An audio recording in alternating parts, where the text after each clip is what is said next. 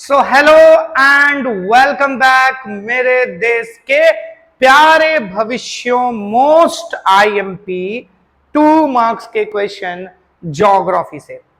अब होता क्या है ना बच्चों, बहुत सारे बच्चे हिस्ट्री और जो इकोनॉमिक्स है हमारा, इन दो पर ज्यादा फोकस करते हैं। हिस्ट्री पर इसलिए फोकस करते हैं क्योंकि वहां बहुत सारी ऐसी चीजें हैं जो याद हो जाती हैं, ठीक है, तो वो थोड़ा अट्रैक्ट करता है। दूसरा ये कि कुछ बड़े बड़े क्वेश्चंस वहां से सेट हो जाते हैं, तो बच्चे उसको ज्यादा फोकस करते हैं। और शुरुआत में ज्यादातर स्कूल्स में स्टार्टिंग में वही चैप्टर्स करवाए जाते हैं, तो उससे एक अटैचमेंट हो जाता है, तो वो हिस्ट्री को ज्यादा इंपॉर्टेंस दे रहे होते हैं। बात आती है इकोनॉमिक्स की, तो जब इकोनॉमिक्स के चैप्टर्स पढ़े हैं तो उसमें कुछ चैप्टर्स बहुत डिफिकल्ट लगते हैं, तो बच्चों को उसके लिए मतलब क्या बोल रहा है, एक फोबिया बन गया उसके अंदर, तो उसको थोड़ा ज्यादा इंपॉर्टेंस देने लग जाते हैं कि नहीं भाई करना पड़ेगा, बहुत हार्ड है, नहीं तो भूल जाएंगे, ये दिक्कत है वगैरह। इन दोनों के चक्कर में ये जो ज्योग्राफी है ना बेचारा, इसको लोग इग्नोर कर देते हैं। ये ना बच्चा, ये बहुत दिक्कत वाला सीन है यार। ज्योग्राफी इग्नोर करोगे, ज्योग्राफी से ना वो छोटे छोटे क्वेश्चंस ना बहुत सारे बनते हैं, और अगर तुमने उसको इग्नोर किया ना, वो छोटे छोटे मार्क्स कहां चले गए पता नहीं चलता है, समझे। तो कुछ ऐसी चीजें हैं ना जो कहां से निकल गई वो समझ नहीं आती, तो वो यहीं से निकलेगा। तो इसीलिए ज्योग्राफी इग्नोर नहीं करना है। ज्योग्राफी में मैंने 2 मार्क्स के ज्यादा क्वेश्चंस लिए हैं क्योंकि यहां से शॉर्ट क्वेश्चंस के ही चांसेस ज्यादा रहते हैं। और एक बात बता दूं कि जैसा कि मैंने ना और भी चैप्टर, मतलब लगभग सभी चैप्टर्स इसमें कवर किए हैं, जो जो मुझे लगता है 2-2 मार्क्स के लिए इंपॉर्टेंट है वो सारे क्वेश्चंस मैंने उठाए हैं। 3 मार्क्स के भी क्वेश्चंस मैं उठाऊंगा, बट अभी फिलहाल 2 मार्क्स के जो है डिस्कस कर रहा हूं। ध्यान से समझ लेना, पढ़ लेना, इसके बाहर से आने के चांसेस बहुत बहुत बहुत कम है। इतने क्वेश्चन कर लोगे ना तो 2 मार्क्स का तो कवर हो जाएगा, हो सकता है 3 मार्क्स में भी इसका एडवांटेज मिल जाए, ठीक है। तो ज्योग्राफी तो मतलब समझ लो ना कि इन्हीं क्वेश्चन से तुम्हारा बहुत सारा कवर हो जाने वाला है। तो जिन बच्चों को क्वेश्चन की तरह पढ़ना है, क्वेश्चंस की तरह पढ़ते हैं तो ज्यादा अच्छे से समझ में आता है, याद रहता है, पूरी थियरी पढ़ के नहीं समझ में आती, उनके लिए ये बहुत काम का वीडियो होने वाला है। बाकी और भी लोगों को आईएमपी क्वेश्चन तो चाहिए ही भाई, तो डिस्कस करेंगे। अच्छा, define the following terms. Define पूछते हैं, 2 डिफाइन पूछ सकते हैं 2 मार्क्स का। तो डिफाइन के लिए फेवरेट टॉपिक मुझे लगता है ये है reserve forest, protected forest, unclassified forest. तो इनकी डेफिनेशन, तो हमारा रिजर्व फॉरेस्ट क्या है भैया, जो डायरेक्टली गवर्नमेंट के कंट्रोल में होता है। यहां पर लंबरिंग यानी लकड़ी वगैरह काटना, लकड़ी कलेक्ट करना, जानवर चराना, इन सब पर रिस्ट्रिक्शन होता है।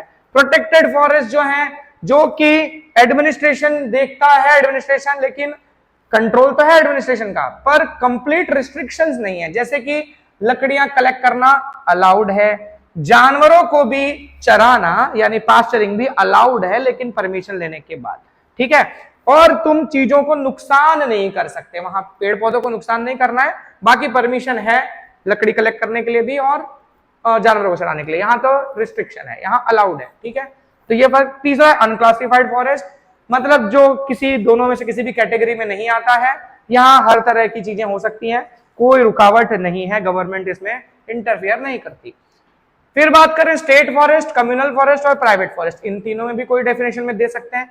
स्टेट फॉरेस्ट क्या है, जो सेंट्रल और स्टेट गवर्नमेंट के कंट्रोल में आता है, जिसे डायरेक्टली सेंट्रल या स्टेट गवर्नमेंट कंट्रोल करती है।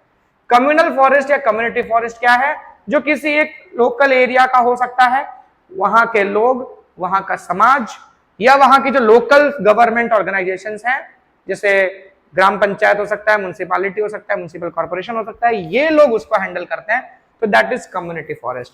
फिर आते हैं प्राइवेट फॉरेस्ट, तो वो किसी एक आदमी का हो सकता है, एक परिवार का हो सकता है, या कुछ मतलब लोगों के ग्रुप का भी हो सकता है। अच्छा, इसमें ये चीज की ऐसे फॉरेस्ट हमको जनरली ओडिशा, मेघालय, पंजाब, हिमाचल, इन सब एरियाज में देखने को मिलते हैं। अच्छा, फिर बात करें डिफॉरेस्टेशन के इंपैक्ट्स, लकड़ियां काट दिया, पेड़ काट दिया, उसका इंपैक्ट क्या है। तो पहला दिया कि कार्बन डाइऑक्साइड का कंटेंट बढ़ जाता है, जिसकी वजह से ग्रीन हाउस इफेक्ट ज्यादा इंटेंस हो जाता है, यानी कि ओवरऑल टेम्परेचर अर्थ का बढ़ने लगता है, ग्लोबल वार्मिंग की प्रॉब्लम शुरू होती है। दूसरा यह कि फॉरेस्ट को कट करने से सॉइल इरोजन की प्रॉब्लम भी बढ़ती है, रूट्स पकड़ के रखते हैं ना सॉइल को, आपने ट्री काट दिया, सॉइल को पकड़ने वाला चीज ही चला गया, तो सॉइल को पकड़ेगा कौन। तेज बारिश आई, तेज हवा बही, ये गया भाई आपका सॉइल बह गया। तो ये हो गई सॉइल इरोजन की बात। फिर आते हैं पेनिनसुलर इंडिया में, अगर बता रहे हैं पेनिनसुलर इंडिया में बहुत सारे फॉरेस्ट को काटने की वजह से बहुत सारे जानवरों का जो अबॉर्ड है यानी उनका जो रहने का स्थान है वो उनसे छीन गया है, जिसकी वजह से ये जो वाइल्ड एनिमल्स हैं वो कई बार शहरों की तरफ मूव करके आ जाते हैं खाने या पानी की तलाश में। अच्छा, इसके अलावा हम कई बार देखते हैं कि ये जो कार्निवोरस एनिमल्स हैं, जंगल के आसपास जो चरवाहा वगैरह लोग रह रहे होते हैं उनके गांवों में ये कार्निवोरस एनिमल्स अटैक करके उनके डोमेस्टिक एनिमल्स को, इन चरवाहों के जो पाले हुए जानवर हैं उनको अटैक करके उनको निपटा डालते हैं, चिकन डिनर कर डालते हैं उनका।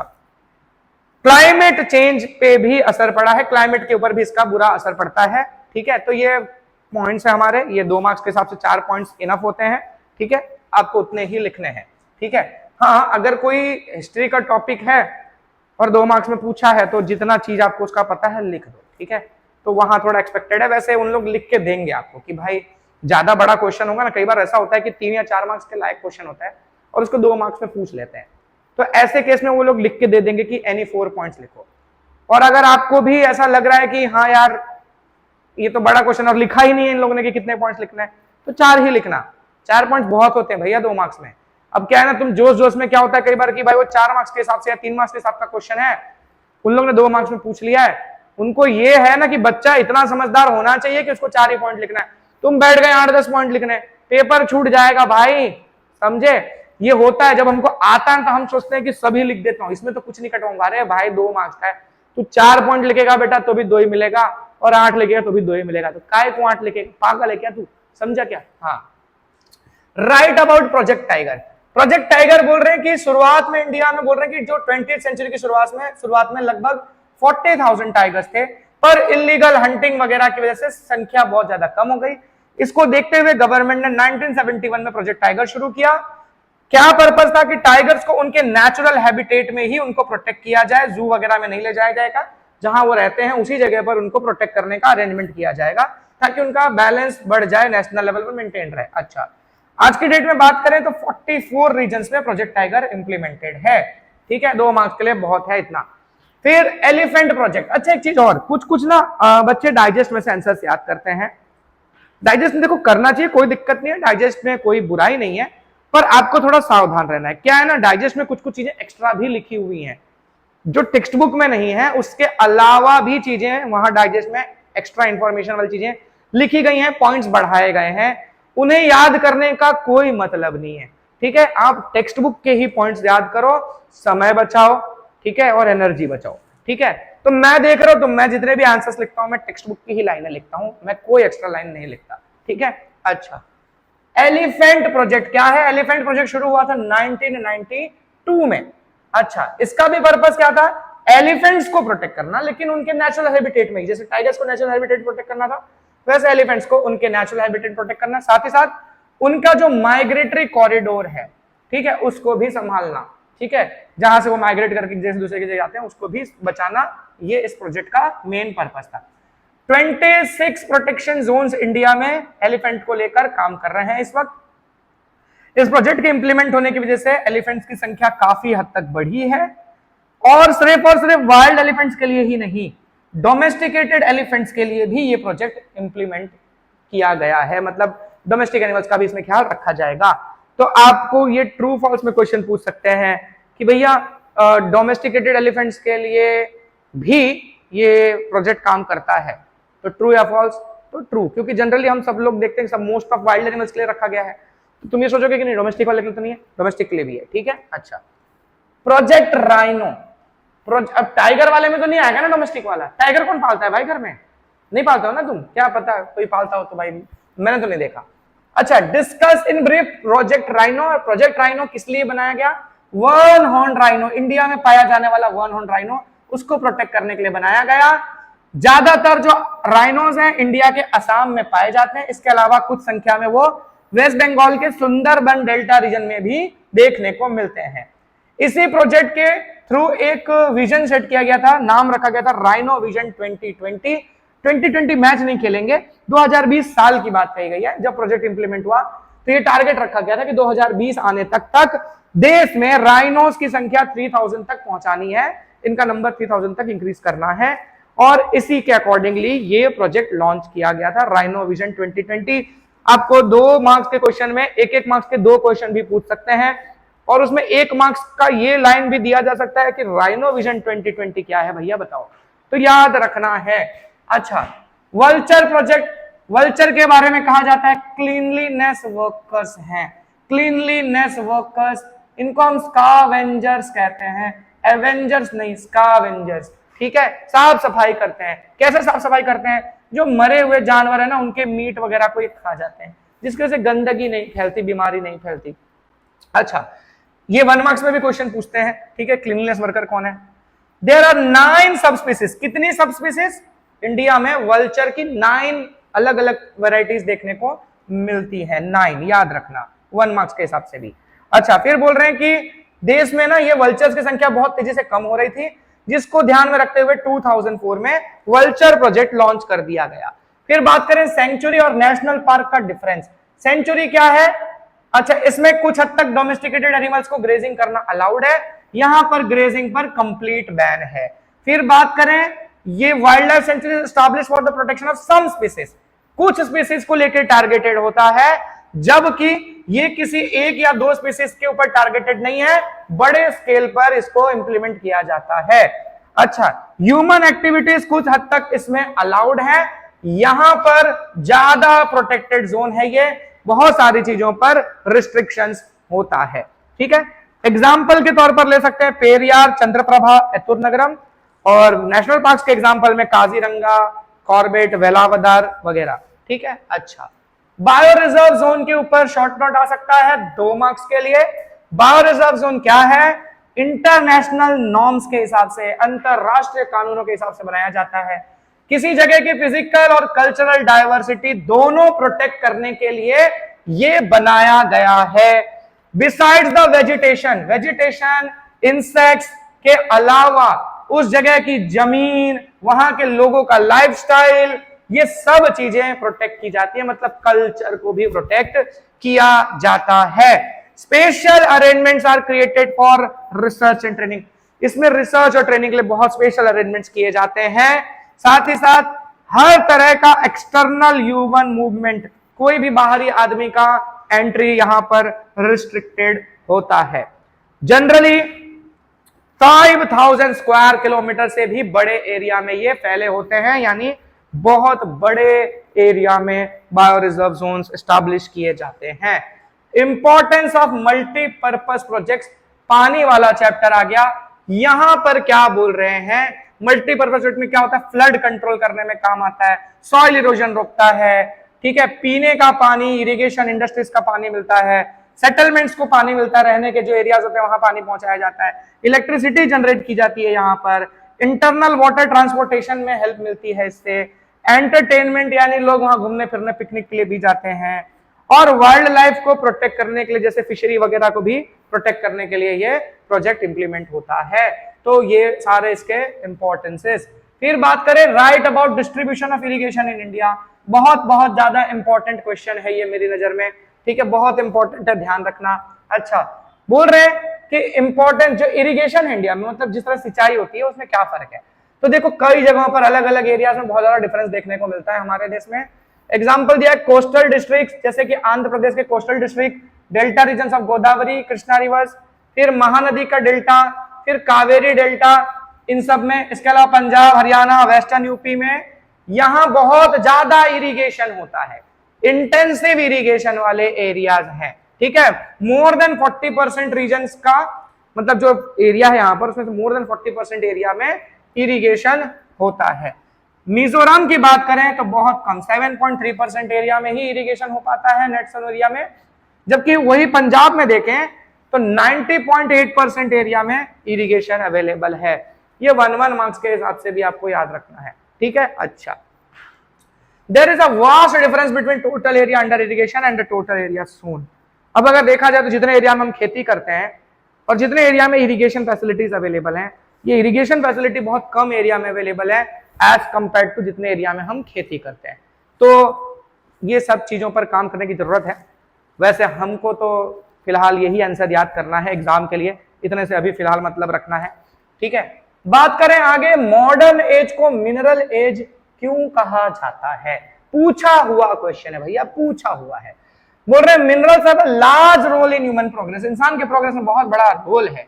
ठीक है, पुराने समय से हम पत्थर का यूज करते थे, है ना, आज हम स्पेस में भी जा पा रहे हैं। किसकी वजह से? किसकी वजह से भाई? किसकी वजह से? मिनरल्स की वजह से।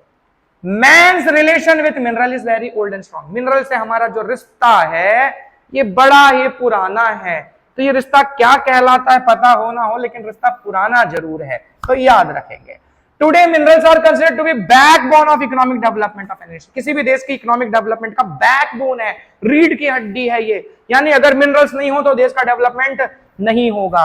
एग्जाम्पल के तौर पर यूएस, रसिया जैसे देश आज दुनिया में बहुत पावरफुल हुए हैं, तो वो किसकी वजह से? मिनरल्स की वजह से। देखो मिनरल्स का ही तो सारा खेल है ना। अभी भी अमेरिका जो वो ग्रीनलैंड पर कब्जा करने की धमकी दे रहा है कि मैं ग्रीनलैंड चाहता हूं, मेरे को ग्रीनलैंड चाहिए। क्यों चाहिए उसको? रिसोर्स के लिए चाहिए। वेनेजुला पर उसने कब्जा कर लिया, क्यों कर लिया? रिसोर्स के लिए कर लिया। तो रिसोर्स का ही सारा खेला है भाई। ठीक है, बोल रहे हैं कि both countries are rich in variety of minerals and prosperity. इन दोनों देशों में मिनरल्स और बहुत सारे मिनरल्स हैं और ये प्रॉस्परस है, मतलब बहुत ज्यादा डेवलप्ड है ये देश। ठीक है, तो देखा जाए तो मॉडर्न डे में किसी भी देश का डेवलपमेंट मिनरल पर डिपेंड करता है, इसीलिए मॉडर्न एज को मिनरल एज कहा गया है। फिर बात करें अगले क्वेश्चन की, तो iron is considered to be the base of industrial development of modern world. Industrial development का मेन जो बेस है वो कौन है? आयरन है, लोहा है। ठीक है, तो क्या है ये लोहा? तो लोहे के बारे में लिखना है कि पिन से लेकर बड़ी बड़ी मशीनें, बिल्डिंग्स, वेपन्स, ब्रिज, रेलवे, बधूज इससे बनता है भैया। ठीक है, चीपर है, स्ट्रॉन्ग है और टिकाऊ है, सस्ता टिकाऊ। ठीक है, यही तो चाहिए सबको।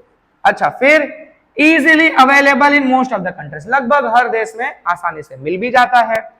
खासियत क्या है भैया? की खासियत है कि बहुत सारे मिनरल्स के साथ मिक्सअप होके एलॉयज बनाता है और इस वजह से इसकी इंपॉर्टेंस बहुत ज्यादा बढ़ जाती है। तो ये सारे वजहों से हम कहते हैं कि आज के मॉडर्न वर्ल्ड का जो डेवलपमेंट, इंडस्ट्रियल डेवलपमेंट है, उसका बेस आयरन है। चलो, मैंगनीज के यूजेस मुझे 2 मार्क्स में इंपॉर्टेंट लगते हैं, पूछे हुए हैं ये भी। ठीक है, it is an important mineral for iron and steel industry. Iron steel industry का बहुत ही इंपॉर्टेंट मिनरल है, इसको मिक्स करके स्टील वगैरह बनाया जाता है।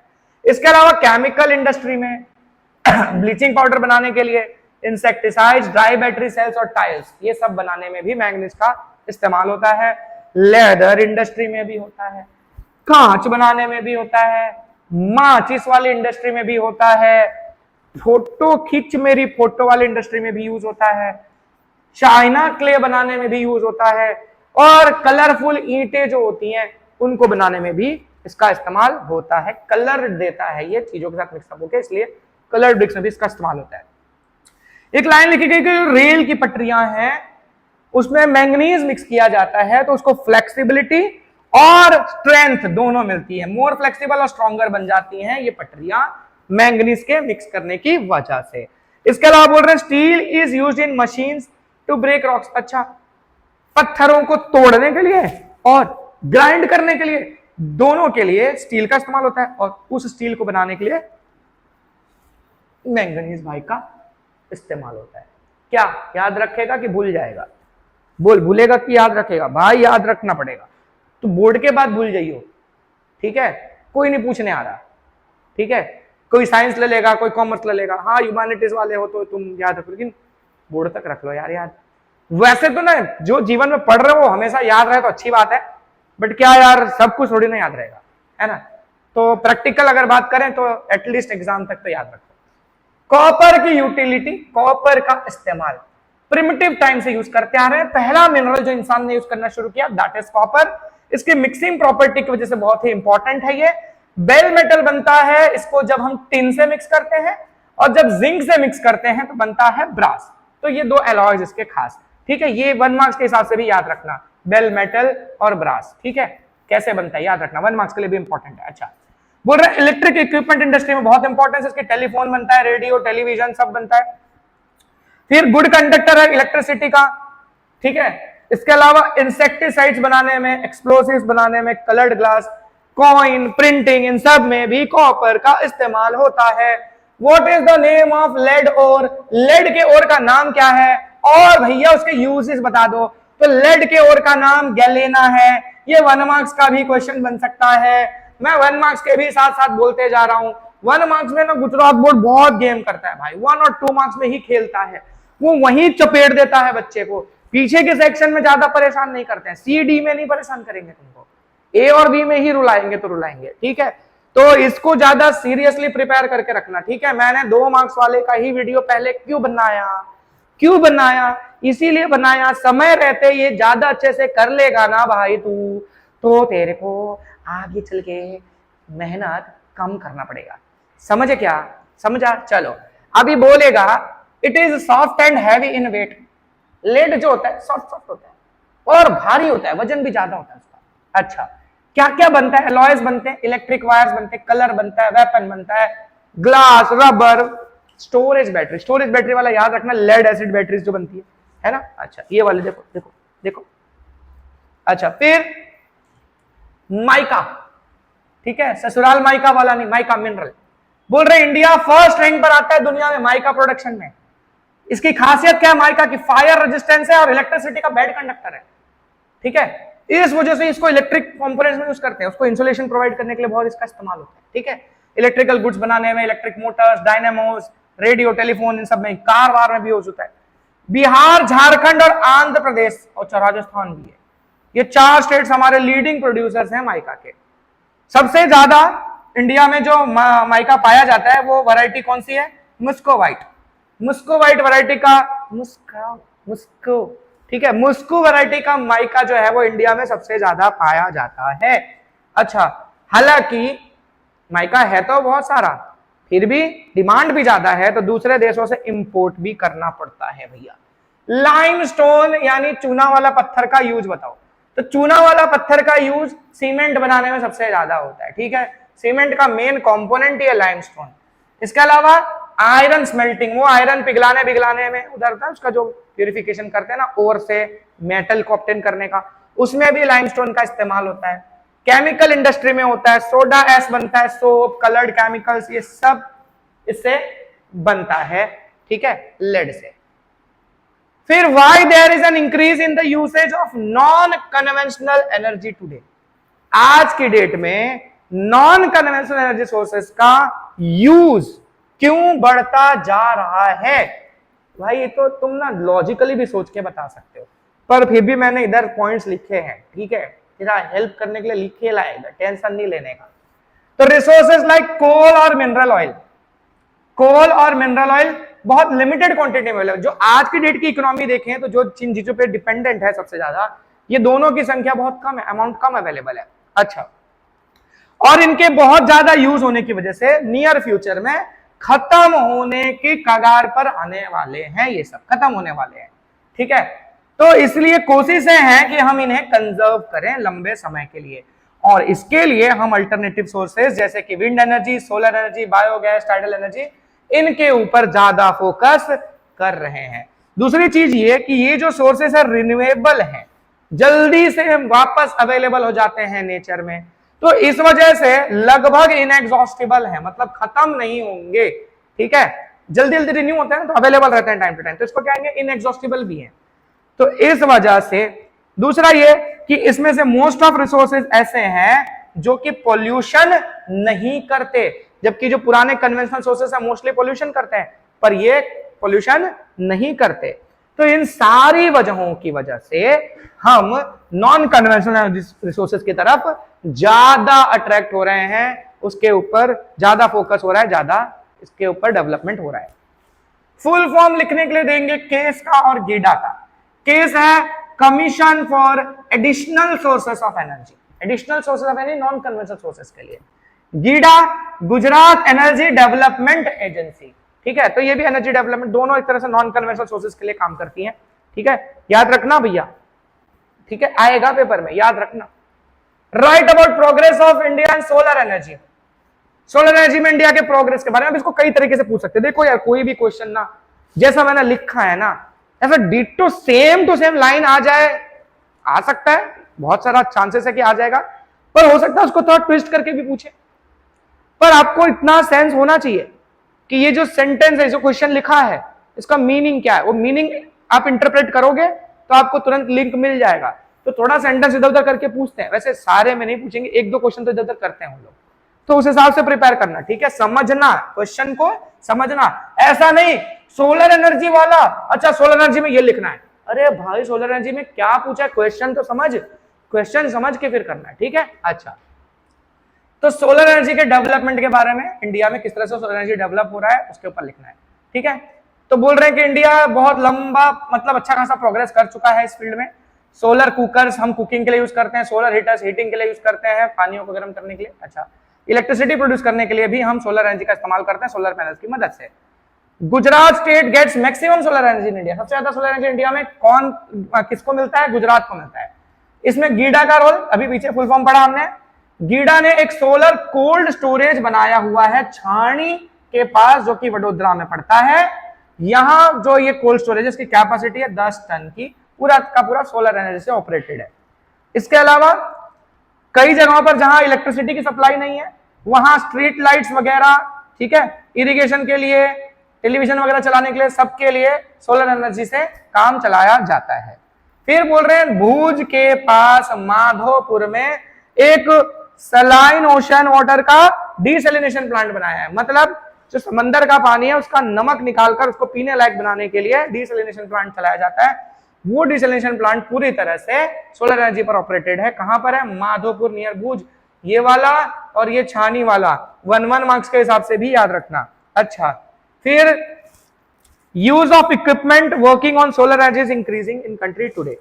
सोलर एनर्जी पे चलने वाले जो इक्विपमेंट्स हैं उनका डिमांड धीरे धीरे बढ़ता ही जा रहा है। आप देख रहे हो गाड़ियां भी आजकल ईवी वाली आ रही हैं, तो ईवी वाली गाड़ियां आएंगी तो आप भाई हो सकता है, अब सब लोग घरों में सोलर पैनल लगवा रहे हैं ना, तो एक एडवांटेज, क्यों सोलर पैनल लगवा रहे हैं, बिजली का बिल बचता है। अब भाई जब कारों में भी वही सब चल रहा है, बैटरी आ रही है, तो कुछ समय के बाद कारों को भी चार्जिंग करने के लिए कुछ ऐसा अरेंजमेंट आएगा, ठीक है। हो सकता है कार के ऊपर ही पैनल लगा के देना चालू कर दे कंपनी, अरे गाड़ी चलती रहेगी, चार्ज होता रहेगा, टेंशन नहीं। हाँ आएगा समय, टेंशन मत लो, आएगा। मैं बता रहा हूं ना, आने वाले 10 से 15 साल के अंदर, मार्क माई वर्ड्स, ऐसी कारें लॉन्च हो जाएंगी जिसके रूफ पे ही सोलर पैनल लगा रहेगा और कार चार्ज होकर चलेगी। ट्रायल्स ऑलरेडी छोटे मोटे हुए हैं, बट कॉमर्शियली अभी तक अवेलेबल नहीं है। पर 15 साल का टाइम दो मुझे, 15 साल, मैं नहीं बनाऊंगा, ठीक है, पर लोग बना देंगे। State remedies for mineral preservation, mineral को प्रिजर्व करने की रेमेडीज, प्रॉपर टेक्नोलॉजी का इस्तेमाल करो, अच्छी टेक्नोलॉजी का इस्तेमाल करो ताकि वेस्टेज ना हो। रिसाइकलिंग करो, जो चीजें स्क्रैप में जा रही है उनको रिसाइकल करके फिर से यूज करो ताकि नया मिनरल यूज ना करना पड़े। अल्टरनेट यूज ऑफ मिनरल्स, जो रिसोर्सेज, जो मिनरल्स ज्यादा अमाउंट में अवेलेबल है उनका इस्तेमाल करो, जो कम में अवेलेबल है उनकी जगह दूसरे का इस्तेमाल करने की कोशिश करो। जैसे कि एग्जांपल दिया ना कि एल्यूमिनियम का इस्तेमाल कर लो कॉपर की, क्योंकि कॉपर कम है, एल्यूमिनियम थोड़ा ज्यादा मिलता है, तो कॉपर की जगह एल्यूमिनियम का इस्तेमाल किया जा सकता है, तो करो वायर वायर बनाने में, ठीक है। पेट्रोल की जगह सीएनजी का इस्तेमाल कर सकते हैं, तो अल्टरनेटिव रिसोर्सेज का काम यूज करो, ठीक है। Use of non conventional means, non conventional sources के ऊपर ज्यादा फोकस करना चाहिए हमको, ठीक है, जैसे वाटर, सोलर, विंड एनर्जी, ये सब का इस्तेमाल करना चाहिए। सस्टेनेबिलिटी पे काम करना चाहिए, मतलब फ्यूचर का रिक्वायरमेंट का भी ध्यान रखकर डेवलपमेंट काम करना चाहिए। Explain the importance of industries in today's world, आज की दुनिया में इंडस्ट्रीज का इंपॉर्टेंस समझाओ। या फिर ऐसे भी पूछ सकते हैं कि मैन्युफैक्चरिंग इंडस्ट्रीज जो है किसी भी देश के इकोनॉमिक प्रोग्रेस में, किसी भी देश के इकोनॉमिक प्रोग्रेस में बहुत इंपॉर्टेंट रोल प्ले करते हैं, इसे एक्सप्लेन करो। दोनों क्वेश्चन का आंसर यही है, ठीक है, पूछने का तरीका अलग है। बोल रहे हैं आज के डेट में अगर हम देशों के एग्जिस्टेंस की बात करें तो वो इंडस्ट्री के डेवलपमेंट पे ही डिपेंड करते हैं, मतलब इंडस्ट्रीज डेवलप नहीं करेंगी तो देश ही नहीं बचेगा भैया, देश का पूरा एग्जिस्टेंस इस पे डिपेंड करता है। Economic development without industrial progress is impossible, अगर इंडस्ट्री नहीं ग्रो कर रही है तो इकोनॉमिक डेवलपमेंट नहीं होगा। जो देशों ने इंडस्ट्रियली अच्छा खासा ग्रोथ किया है उनकी इकोनॉमी भी उतनी ही अच्छे से ग्रो हुई है। जिन देशों में बोल रहे हैं कि जहां इंडस्ट्रीज डेवलप नहीं है अच्छे से, उनको अपने नेचुरल रिसोर्सेज को दूसरे देशों को सस्ते दाम में बेचना पड़ता है, वही देश उन चीजों से अच्छी चीजें बनाकर, फिनिश गुड बनाकर इन देशों को महंगे दाम में बेच देते हैं, तो देशों का नुकसान होता है। तो मैन्युफैक्चरिंग बहुत इंपॉर्टेंट रोल प्ले करता है, इसलिए इंडस्ट्रीज का ग्रोथ होना जरूरी है। क्लासिफिकेशन बोल सकते हैं 2 मार्क्स में कि इंडस्ट्रीज का क्लासिफिकेशन डिस्कस करो। तो क्लासिफिकेशन हम 3 बेसिस पर करते हैं, ह्यूमन लेबर पे, ओनरशिप पे, रॉ मटेरियल पे। ह्यूमन लेबर मतलब ज्यादा लेबर है तो लार्ज स्केल, कम लेबर है तो स्मॉल स्केल। ओनरशिप पे बोले तो गवर्नमेंट ओनर है तो पब्लिक, अगर कोई अकेला या फैमिली मालिक है तो प्राइवेट, गवर्नमेंट और प्राइवेट दोनों मिलकर चला रहे हैं तो कोलैबोरेटिव, और कोऑपरेटिव मतलब सब बहुत सारे लोग मिलकर उसको पार्टनरशिप बेसिस पर चला रहे हैं, मतलब सब लोग जो नहीं होता है शुगर इंडस्ट्री वाला, मैंने डिटेल में सब समझाया था चैप्टर में, तो वो कोऑपरेटिव। रॉ मटेरियल के बेसिस पर एग्रो बेस, मिनरल बेस। अगर एग्रीकल्चर से रॉ मटेरियल आता है तो एग्रो बेस, और मिनरल्स की वजह से हम उसको मतलब मिनरल्स का इस्तेमाल करते हैं रॉ मटेरियल तो मिनरल बेस। आइडेंटिफाई मी में कॉटन पॉलिस ऑफ इंडिया किसको कहते हैं? Cottonopolis of India Mumbai है, मैनचेस्टर ऑफ ईस्ट अहमदाबाद है, और डेनिम सिटी ऑफ इंडिया भी अहमदाबाद है। तो ये 1-1 मार्क्स के हिसाब से 2 मार्क्स में 2 क्वेश्चन साथ में भी दे सकते हैं, या 1-1 मार्क्स वाले में भी आ सकता है। What problems are being faced by cotton textile industry today? ये वाला क्वेश्चन मैंने पिछली बार बच्चों को आईएमपी दिया था, मैंने कहा भी था कि ये आने का ना बहुत ज्यादा चांस मुझे लग रहा है। और भाई जाओ बोर्ड का पेपर उठाओ, देख लो 2025 बोर्ड का पेपर, देख लो, नहीं मानते हो तो देख लो। चलो, तो बोल रहे today cotton textile industry is facing difficulties due two factors like, क्या फैक्टर्स, क्या प्रॉब्लम फेस कर रहे हैं cotton textile industries? इनएडिक्वेट supply of best variety of cotton, अच्छी वैरायटी का कॉटन मिल नहीं रहा है, पुरानी मशीनरीज हैं हमारे यहाँ, इलेक्ट्रिक सप्लाई इरेगुलर है, फिर आर्टिफिशियल फाइबर्स की वजह से कंपटीशन फेस करना पड़ रहा है, ग्लोबल मार्केट में बहुत सारे कॉम्पिटिटर्स हैं हमारे कॉटन की फील्ड में। तो ये सारी चैलेंजेस फेस करना पड़ रहा है इंडिया की कॉटन टेक्सटाइल इंडस्ट्री को, ठीक है। अच्छा, फिर बात करें ज्यादातर जूट इंडस्ट्रीज वेस्ट बंगाल में ही क्यों कॉन्सेंट्रेटेड है? क्यों कॉन्सेंट्रेटेड है? क्योंकि पूरे देश का 80% जूट अकेला वेस्ट बंगाल ही प्रोड्यूस कर देता है। साथ ही साथ इसके लिए बहुत सारा पानी चाहिए इसके प्रोसेसिंग में, वो पानी भी वहां हुगली नदी के आसपास अच्छा खासा पानी अवेलेबल है, फिर चीप लेबर मिल जाता है इसमें आसपास के एरिया से, बैंकिंग एंड इंश्योरेंस की फैसिलिटीज अवेलेबल है, बगल में बड़े बड़े शहर कोलकाता जैसे शहर प्रेजेंट है, फिर port of export, port for export, export करने के लिए वहां पोर्ट्स की भी फैसिलिटी है। तो इन सब वजहों से जूट वहां पर कॉन्सेंट्रेटेड है। फिर बोल रहे हैं जूट इंडस्ट्री को क्या क्या प्रॉब्लम फेस करनी पड़ रही है भैया? तो जूट इंडस्ट्री की प्रॉब्लम्स ये है कि डिमांड जो है जूट की कम हो गई है, पैकिंग के तौर पर पहले ज्यादा यूज होता था, अब पैकिंग में दूसरे मटेरियल यूज हो रहे हैं, तो इसकी डिमांड कम हो गई है। फिर कॉस्ट ऑफ प्रोडक्शन थोड़ा ज्यादा है इसका, और इंटरनेशनल मार्केट में डिमांड डिक्रीज होना, ये सारे प्रॉब्लम्स जूट इंडस्ट्री आज की डेट में फेस कर रहा है। फिर शुगर इंडस्ट्री की बात करें तो बोल रहे हैं शुगर इंडस्ट्री पे शॉर्ट नोट लिख सकते हैं, छोटे में एक्सप्लेन करो शुगर इंडस्ट्री को। तो जैगरी बनाना इंडिया में बहुत पुराना ट्रेडिशनली बिजनेस रहा है, एक तरह समझो कि शुगर केन के जूस से जैगरी बनाते हैं। Sugar industry stands second after textile industries and agri industries, agriculture based industries में सेकंड रैंक पर आता है शुगर इंडस्ट्री, ठीक है। कॉटन टेक्सटाइल नंबर 1 पर, सेकंड पर शुगर, ठीक है। अच्छा, फिर after reaping the crop sugar cane it has to be squeezed within 24 hours, गन्ना कटाई हो गई 24 घंटे के अंदर उसको स्क्वीज करके उसका मतलब जूस निकालना पड़ता है, वो जूस निकालोगे तब उससे फिर शुगर वगैरह या जैगरी वगैरह जो बनाना बना दो, तो 24 घंटे का समय है, नहीं तो सूखने लगता है गन्ना, फिर वो शुगर उसमें से कम मिलेगा। तो इस वजह से ज्यादातर जो शुगर इंडस्ट्रीज हैं वो उन एरियाज में ही कॉन्सेंट्रेटेड होते हैं जहां शुगर केन उगता है, ठीक है। तो ये भी पूछ सकते हैं कि क्यों उसी तरफ ये इंडस्ट्री ज्यादा सिचुएटेड है जहां पर शुगर केन ज्यादा उगता है। अच्छा, ज्यादा कहां पर है? महाराष्ट्र, उत्तर प्रदेश, तमिलनाडु, इन सब जगहों पर शुगर इंडस्ट्री बहुत डेवलप्ड है। गुजरात में बात करें तो बारडोली, गंदेवी, सूरत, नवसारी, व्यारा एंड ऑल, ठीक है। अच्छा, सिंथेटिक टेक्सटाइल इंडस्ट्री के बारे में इंफॉर्मेशन दो, इंट्रोडक्शन दो, ठीक है। तो बोल रहे हैं सिंथेटिक फाइबर जो है वो बड़ा स्ट्रॉन्ग होता है, टिकाऊ होता है, रिंकल्स नहीं रहते हैं इसमें, धुल दो फिर ठीक ठाक हो जाता है, मतलब मुरझाता नहीं है, ठीक है। तो इस वजह से इसका डेवलपमेंट बड़ा तेजी से हुआ है। कॉटन फाइबर को जब हम सिंथेटिक फाइबर से मिक्स करते हैं तो स्ट्रेंथ बढ़ जाती है कपड़ों की, ठीक है।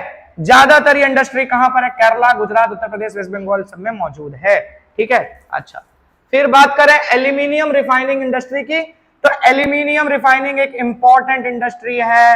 बोल रहे हैं कि जो मिनरल है ना एल्यूमिनियम भैया, लाइट वेट होता है, हल्का होता है, मजबूत होता है, मेलिएबल है, ठीक है। मेलिबिलिटी डक्टिलिटी क्या है तुमको पता होना चाहिए, साइंस में पढ़ा होगा, स्मूथ कंडक्टर है इलेक्ट्रिसिटी का, ठीक है, और रस्ट भी नहीं पकड़ता, तो इस वजह से बहुत यूजफुल है। इसके एल्यूमिनियम के और को क्या कहते हैं? बॉक्साइट। तो मिनरल में बॉक्साइट वाला भी टॉपिक पढ़ सकते हो, उसी से रिलेटेड है। अच्छा, एल्यूमिनियम के साथ दूसरी चीजें मिक्स करके एलॉयज बनाकर, जैसे कार में यूज होता है, रेलवेज में, एरोप्लेन्स में, मशीन्स में, 40 से 50% खर्चा जो इसका है ना वो इलेक्ट्रिसिटी का ही है। ठीक है, तो इसमें जो मेन खर्चा इलेक्ट्रिसिटी की वजह से ये इंडस्ट्री ज्यादातर वहां मौजूद होती है जहां पर हाइड्रो इलेक्ट्रिसिटी मतलब अवेलेबल है। हाइड्रो इलेक्ट्रिसिटी सस्ते तरीके से प्रोड्यूस की जाती है, तो इनको सस्ता इलेक्ट्रिसिटी मिल पाएगा, तो कॉस्टिंग इनका कम होगा इसलिए। अच्छा, ज्यादातर ओडिशा, वेस्ट बंगाल, केरला, उत्तर प्रदेश, इन सब स्टेट्स में ये इंडस्ट्री मौजूद है।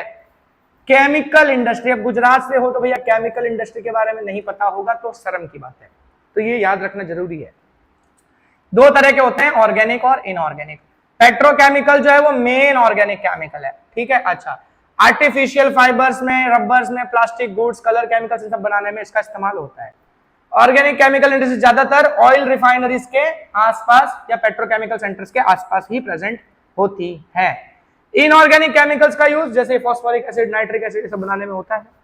इंडिया का एक इंपॉर्टेंट पोजीशन है दुनिया में इंसेक्टिसाइड इंडस्ट्रीज को लेकर, इंसेक्टिसाइड बनाने में इंडिया बहुत आगे है।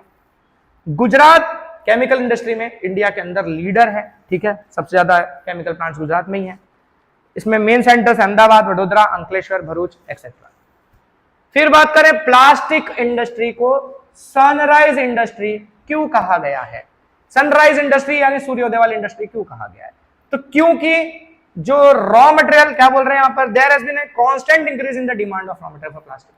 प्लास्टिक के रॉ मटेरियल की डिमांड लगातार बढ़ती जा रही है, बढ़ती जा रही है, बढ़ती जा रही है। ये वाटर प्रूफ होता है, किसी भी तरह के शेप में इसको मोल्ड किया जा सकता है। पैकिंग में इसका बहुत इस्तेमाल है, केमिकल्स वगैरह के पैकिंग में, टेक्सटाइल में भी इस्तेमाल है, बिल्डिंग बनाने में भी इस्तेमाल है, गाड़ियां बनाने में, इलेक्ट्रॉनिक्स के कंपोनेंट्स बनाने में, कई चीजों में इसका इस्तेमाल है। इस वजह से इसका डिमांड बढ़ता जा रहा है। डिमांड बढ़ता जा रहा है तो भाई इंडस्ट्री ग्रो करने ही वाली है, इसका सूर्योदय हो रहा है, अभी और ज्यादा ग्रो करेगी। फिर बात करें introduction of cement industry. Cement industry के इंट्रोडक्शन की बात करें, सीमेंट जो है भैया बहुत सारे कामों में, रोड बनाने में, डैम बनाने में सब में यूज होता है। दुनिया में इंडिया का रैंक आता है कौन सा? सेकंड सीमेंट के प्रोडक्शन में। चाइना नंबर 1 है, हम लोग सेकंड पर है। दुनिया का 6% सीमेंट इंडिया प्रोड्यूस करता है। इसमें यूज क्या होता है? लाइमस्टोन, वाले पढ़ा था कि लाइमस्टोन यूज होता है सीमेंट बनाने में। लाइमस्टोन, कोल, जिप्सम, बॉक्साइट, ये सब यूज होते हैं। ये जो रॉ मटेरियल से बड़े भारी भरकम होते हैं, इस वजह से ये जो सीमेंट इंडस्ट्री से ज्यादा वहां मौजूद होती है जहां इसका रॉ मटेरियल अवेलेबल होता है। और गुजरात में अच्छा खासा डेवलपमेंट है इन इंडस्ट्रीज का, कई जगहों पर मौजूद है। शिप बिल्डिंग सेंटर्स इंडिया के कौन कौन से हैं जरा बता दो। तो शिप बिल्डिंग सेंटर्स इंडिया के विशाखापट्टनम, कोलकाता, कोची, मुंबई, मरमागांव। ठीक है, ये पब्लिक सेक्टर वाले मतलब गवर्नमेंट वाले। फिर एयरक्राफ्ट बिल्डिंग सेंटर्स इंडिया में कहां है? एयरक्राफ्ट कहां कहां बनते हैं? बेंगलुरु, कोरापुट, नासिक, हैदराबाद एंड लखनऊ। मैप के हिसाब से भी आ सकता है, इसलिए मैंने ये दिया है कि भाई देखो, मैंने क्वेश्चंस जो है ना, अगर मैंने 2 मार्क्स का क्वेश्चन डाला है ना, तो मैं तुमको बीच बीच में ये भी क्यों बोल रहा हूं कि 1-1 मार्क्स के लिए भी इंपॉर्टेंट है भाई, ऐसे कर लेना। मैप के लिए भी क्यों बोल रहा हूं? मेरा पर्पस ये है ना कि जो बच्चा इस चैनल से पढ़ रहा है ना, उसने अपने जीवन में जितना मार्क्स लाया उससे ज्यादा मार्क्स आने चाहिए। ठीक है, मेरे को बच्चा टॉपर चाहिए। मतलब तुमने ये चैनल से पढ़ा है, कल तुम्हारे मार्क्स जब आए, तुमसे कोई पूछे भाई कैसे तूने इतना इंप्रूवमेंट किया, तो तुम प्राउडली कह सको हाँ ये वाले चैनल से पढ़ के गया था। ठीक है, तो मेरे लिए वो बहुत मतलब कह सकता हूं ना, मेरी अचीवमेंट वही है। ठीक है, तो मैं चाहता हूं जो भी बच्चा मेरे से जुड़ा है उसके मार्क्स इतने अच्छे आए कि हर कोई उससे इंप्रेस हो जाए, उसके मार्क्स सुन के मतलब वाले बोले और भाई बच्चे ने मेहनत की है, दिखे उसका मेहनत। तो मेरा पर्पस ये है कि मैं जब ये क्वेश्चंस दे रहा हूं तो तुम्हारे टॉपिक्स सारे कवर होते जाए। ठीक है, तो कुछ क्वेश्चंस मैंने जानबूझ के 2 मार्क्स का बना कैसे भी डाला है ताकि तुमको वो 2 मार्क्स से भी हेल्प मिल जाएगा, किसी और चीज में भी काम आएगा। इस तरह से क्वेश्चन सिलेक्ट किए हैं, बहुत मेहनत लगता है बेटा। ठीक है, छाट छाट के पढ़ना पड़ता है कि ये दूं कि नहीं दूं। कई बार मन में आता है ये दूं कि नहीं दूं, दूं कि नहीं दूं, बहुत दुविधा होती है। दे दिया, नहीं आया पेपर में, तो भी बच्चे बोलेंगे अरे सर कुछ भी दे देते हो, ये तो आया ही नहीं था। तो कोसेंगे पहले। 10 क्वेश्चन दिया मैंने, 8 आया, 2 नहीं आया, वो 2 नहीं आया उसको पहले पकड़ लेंगे, ये नहीं आया। ठीक है, तो इसलिए बहुत सोच सोच के देना पड़ता है, छांट छांट के। ठीक है, अच्छा, इलेक्ट्रॉनिक इंडस्ट्री ऑफ इंडिया के बारे में बताना है। तो बोल रहे रेडियो सेट और टेलीफोन बनाने की इंडस्ट्री इंडिया में शुरू हुई थी 1905 में। ठीक है, इसी को कह सकते हैं कि यहां से इंडिया में इलेक्ट्रॉनिक इंडस्ट्री की शुरुआत हुई। बात करें बीईएल, भारत इलेक्ट्रॉनिक लिमिटेड, ये शुरू हुआ था 1956 में। कहां पर? बेंगलुरु में। क्यों बनाया गया था इसको? आकाशवाणी यानी जो रेडियो सर्विसेज है इंडिया की, और वेदर डिपार्टमेंट जो है हमारा, इनके लिए रेडियो के इक्विपमेंट्स बनाने के लिए। कम्युनिकेशन इक्विपमेंट इनके लिए बनाने के लिए। पर आज के डेट में ये इसरो जैसी ऑर्गेनाइजेशन के साथ मिलकर काम कर रहा है, उसके लिए भी इक्विपमेंट्स बना रहा है। 4 टाइप्स ऑफ पोल्यूशन, ये थोड़ा मैंने ऐसे डाल दिया है, थोड़ा मेरे को ज्यादा इंपॉर्टेंट लग नहीं रहा है, लेकिन फिर भी देखो एक गो थ्रू कर लेना। 4 टाइप से pollution, air pollution, water pollution and soil pollution, noise pollution, ये 4 तरह के पोल्यूशन है। ठीक है, सब लोग ध्यान देते हैं, एयर वाटर ये सब तो सब लिख देते हैं, नॉइस वाला लोग इग्नोर करते हैं। नॉइस पोल्यूशन के बारे में एक्सप्लेन कर देता हूं। नॉइस पोल्यूशन जो है डेफनेस की एक वजह है, पुरानी मशीनरीज, खराब गाड़ियां, ठीक है, ऐसी जो चलती हैं मार्केट में, या जो पे पे बिना मतलब का लोग हॉर्न बजाते हैं, इन सब से नॉइस पोल्यूशन होता है। और ये इंसान के ना सुनने की शक्ति पे तो असर करता ही है, साथ ही साथ उसके अंदर ना ये हाइपरटेंशन जैसी प्रॉब्लम्स क्रिएट करता है। ठीक है, मेंटल टेंशन, यानी आप इरिटेट हो जाते हो ना बहुत को सुनोगे तो, और लंबे समय तक जब आप इससे एक्सपोज हो गए तो वो आपके अंदर मेंटल टेंशन क्रिएट करता है, एंजाइटी क्रिएट करता है। ठीक है, और साथ ही साथ कह सकते हैं आपकी हाइपरटेंशन जैसे ब्लड प्रेशर वाली प्रॉब्लम भी क्रिएट करता है। अच्छा, ये बड़ा मेरा फेवरेट है इस बार का, मेरे दिल से पता नहीं कि मुझे ऐसा लग रहा है कि इस बार ये आने का बहुत बहुत अच्छा चांस है। तो एक्सप्रेसवेज या द्रुत गति मार्ग के बारे में लिखिए, 2 मार्क्स में लिखना है। एक्सप्रेसवेज को ही हम द्रुत गति मार्ग कहते हैं, हिंदी नाम द्रुत गति मार्ग है। Vehicles can be driven without any obstruction, इन रास्तों पर बिना किसी ऑब्स्ट्रक्शन के हम गाड़ी चला सकते हैं। जनरली 4 से 6 लेन के ये हाईवेज होते हैं। ठीक है, एक्सप्रेसवेज सॉरी, ठीक है, हाईवेज लिखा है एक्सप्रेसवेज। ठीक है, तो ये 4 से 6 लेन के होते हैं, कोई ऑब्स्ट्रक्शन नहीं होगा, दोनों साइड से बैरियर्स लगे रहते हैं, तो कोई अंदर इधर से घुस नहीं सकता। अच्छा, ओवर ब्रिजेस बना दिए जहां क्रॉसिंग वगैरह आता है, कोई रेलवे क्रॉसिंग हो सकती है, कोई शहर क्रॉस करना, कुछ भी आ सकता है, तो वहां ओवरब्रिज बना देते हैं ताकि लोकल ट्रैफिक या किसी चीज के से इसमें डिस्टर्बेंस ना आए। अहमदाबाद वडोदरा एक्सप्रेसवे जो है वो गुजरात का एक एग्जाम्पल है द्रुत गति मार्ग का। ये हमारा NE1 है, NE1 इंडिया का पहला एक्सप्रेसवे यही है। अच्छा, बोल रहे हैं टोल टैक्स देना पड़ता है इस हाईवे को यूज करने के लिए, इस रास्ते पे चलने के लिए। ठीक है, अच्छा, वो तो देना ही पड़ता है, नॉर्मल हाईवे जो NH नेशनल हाईवे है उसको भी देना पड़ता है। Roads have been constructed connecting all major ports of the nation, देश के जितने भी बड़े बड़े हमारे पोर्ट्स हैं इन सबको कनेक्ट करने के पर्पज से इनको बनाया गया है। ठीक है, अच्छा, पाइपलाइंस, ये भी मुझे बहुत इंपॉर्टेंट लग रहा है। पाइपलाइंस को एक इंपॉर्टेंट मतलब discuss pipelines as an important medium of transportation, transportation के लिए पाइपलाइंस का इंपॉर्टेंस डिस्कस करो। तो पाइपलाइंस की बात करें तो ये जनरली लिक्विड मटेरियल जैसे कि वाटर, मिनरल ऑयल या गैसियस मटेरियल, नेचुरल गैस या स्लरी वगैरह को ट्रांसपोर्ट करने में काम आता है। बोल रहे हैं कि एक पाइपलाइन है नाहरकटिया असम से लेकर नूनमती बरौनी तक, ये एक बड़ी पाइपलाइन नाहरकटिया से नूनमती। फिर एक दूसरी पाइपलाइन है जो कल्लोल से कोयली तक चलती है गुजरात में, और फिर यहीं सलाया से लेकर कहां चली जाती है, मथुरा तक जाती है। यही लाइन आगे तक मथुरा तक जाती है, तो गुजरात से लेकर मथुरा यूपी तक ये पाइपलाइन कनेक्टेड है। इसके अलावा बॉम्बे हाई जो हमारा ऑयल निकालने का जोन है समंदर के अंदर, वहां से एक पाइपलाइन मुंबई के किनारे तक आती है, समंदर के अंदर अंदर, वहां से क्रूड ऑयल को यहां तक ट्रांसपोर्ट करवाती है। गुजरात के अंदर नेचुरल गैस को ट्रांसपोर्ट करने के लिए एक लंबी पाइपलाइन है, खंभात, धुआरन, कोयली, अहमदाबाद इनको कनेक्ट करती हुई। ठीक है, नेचुरल गैस की पाइपलाइन। ठीक है, अच्छा, इसके अलावा cooking gas, cooking gas Gujarat में हमारे यहाँ कई शहरों में, सूरत, भरूच, वडोदरा, अहमदाबाद, इन सब जगहों पर मतलब पाइपलाइन के थ्रू घरों घरों तक ये गैस पहुंचाई जाती है।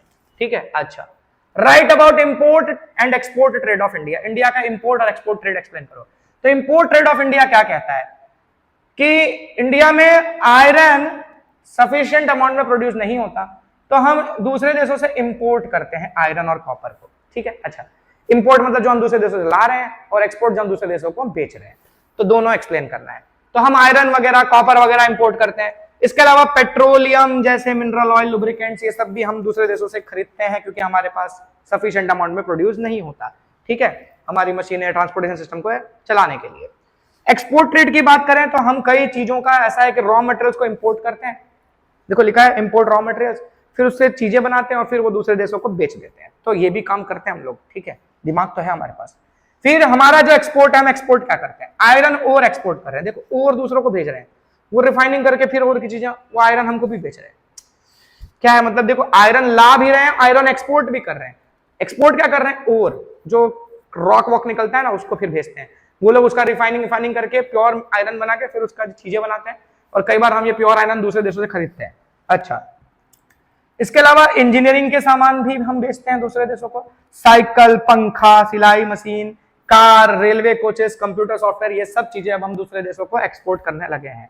हम केमिकल्स भी दूसरे देशों को एक्सपोर्ट करते हैं, साथ ही साथ जेमस्टोन्स यानी वो जो रत्न वाले पत्थर वगैरह हैं, जानवरों की चमड़ियां वगैरह, चमड़ियों से बना हुआ सामान, कॉटन का कपड़ा वगैरह, टेक्सटाइल, मछलियां, हैंडीक्राफ्ट के आइटम, टी, कॉफी, जूट, ये सब चीजें हम दूसरे देशों को, साथ साथ खास करके रेडीमेड क्लोथ्स, ये हम दूसरे देशों को एक्सपोर्ट करते हैं। तो ये हमारा export and import trade off India. चलो, तो ये लाइन तुम्हारे लिए लिखा है क्योंकि मैंने ये ऑब्जर्व किया है, बहुत सारे बच्चे जो है ना ऐसी सिचुएशन में, बोर्ड की एग्जाम आ रही है, कई बार बच्चे रात रात को फोन लेते हैं पढ़ने के नाम पर, ठीक है, और पढ़ाई के नाम पर पढ़ते पढ़ते वो लोगों से बातचीत करने लगते हैं, ऐसी चीजों में इन्वॉल्व हो जाते हैं। भाई ये समय ना बेटा, ये सब चीजें करने का नहीं है, ये समय है चुपचाप ईमानदारी से पढ़ने का। और पेरेंट्स ने हमको वो फोन दिया है कुछ विश्वास करके कि मेरा बच्चा उसका सही यूटिलाइजेशन कर रहा है, अगर मैं उसका मिसयूज करता हूं तो आज वाले मेरे पेरेंट्स को नहीं पता चल रहा, रिजल्ट आएगा तो पता चल ही जाएगा ना, तो वो ट्रस्ट टूट जाएगा, और जब बार ट्रस्ट टूट जाता है ना फिर वो वापस बनता नहीं है। तो इस चीज को ध्यान में रखो, ठीक है। जीवन में आगे बहुत सब कुछ होगा, लाइफ में ऐसे बहुत सारे मौके मिलेंगे बहुत कुछ करने के, ये टाइम वो चीज करने का नहीं है। पढ़ाई पे ध्यान दो, फोकस करो, अच्छे मार्क्स लाओ, पेरेंट्स का नाम रोशन करो, खुद का तो होगा ही होगा। अच्छा, तो क्या करें, मोटिवेशन खत्म करते हैं, मिलते हैं नेक्स्ट वीडियो में। वीडियो अच्छा लगा हो शेयर करो सबको, और लाइक वगैरह करो, कमेंट वगैरह करो यार, कमेंट करो, जो डिस्कशन करता हूँ ना मुझे थोड़ा अच्छा लगता है, चीजें शेयर करने में मजा आता है। तो मिलते हैं नेक्स्ट वीडियो में, तब तक के लिए सी यू, बाय बाय।